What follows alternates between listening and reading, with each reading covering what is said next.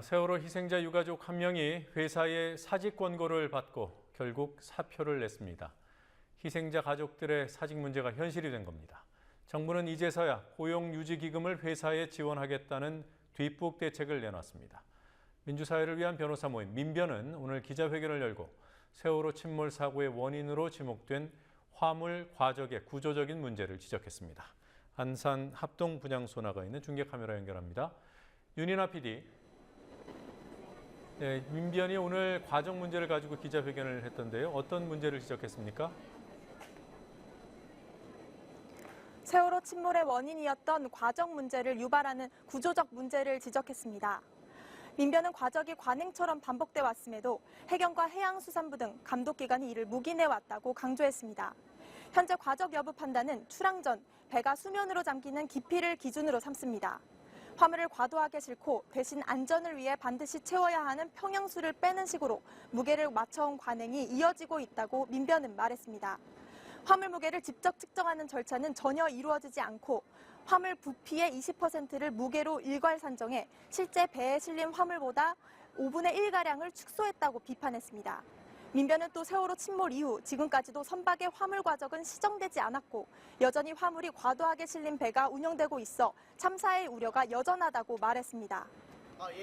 이것을 실제로 관리 감독해야 될 해경, 해운조합, 해양수산부 이런 부분에서 관리 감독이 실제로 거의 부존재하는 상태 아니면 관행적으로 이루어지고 있던 이 화물 과적 평가 방식에 대해서 묵인해 왔던 것이죠.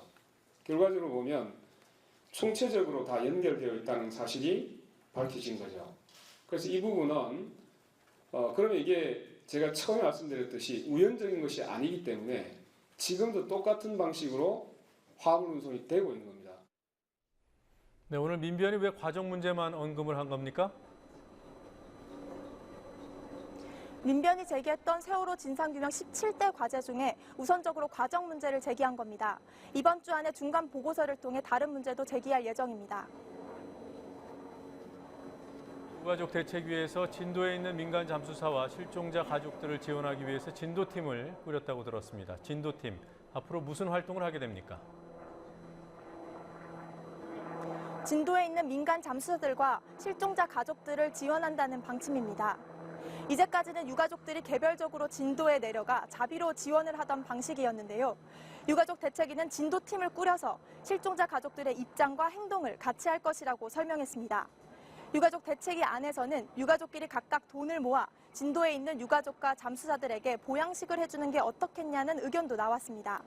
현재 유가족 대책위는 외부로부터 일체의 성금을 받고 있지 않기 때문에 유가족들이 각각 돈을 내서 진도팀을 돕자는 겁니다.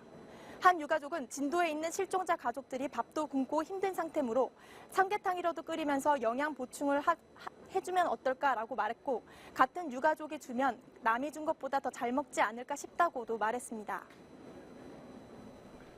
유가족 대책위원회가 시작했던 진상규명을 위한 천만인 서명운동, 이 운동을 지원하겠다는 움직임이 있더군요. 각계 시민단체들이 참여한 국민대책회의의 도움을 받아 진상규명을 위한 서명운동에 힘쓴다는 겁니다. 지난 22일 610여 개의 시민단체로 이루어진 국민대책회의가 만들어졌는데요.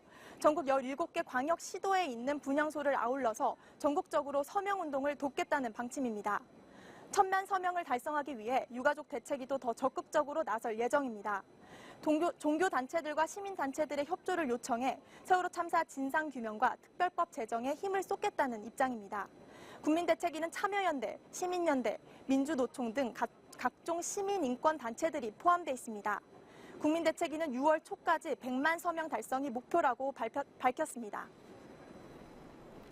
유가족들이 오랜 기간 회사를 나가지 못하면서 일자리를 잃을 우려, 뉴스케이가 지난주에 전해드린 바 있습니다.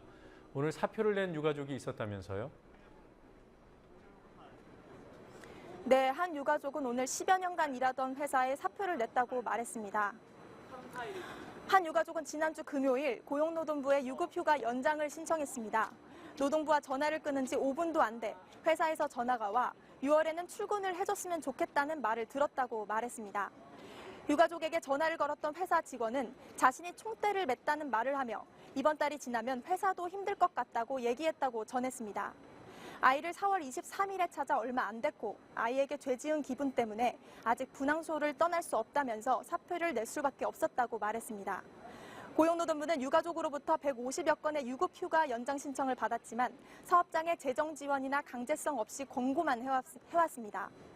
이후 유가족의 고용 불안 논란이 일자 노동부는 사업주에게 고용유지 기금을 주는 특별 지원 대책을 마련했습니다. 하지만 정작 그 내용을 들여다보면 사업장이 고용을 유지하는 경우 월 20만 원, 대체 인력을 채용할 경우 월 60만 원을 지급하는 것에 그쳐 유가족 고용 유지에 전혀 도움이 안 된다는 지적입니다. 인터뷰를 했던 유가족은 곧 6월이 되면 유가족 중에 회사를 그만두게 되는 경우가 많아질 것이라고 말했습니다. 지금까지 안산합동 분향소에서 국민TV 뉴스 윤인아입니다.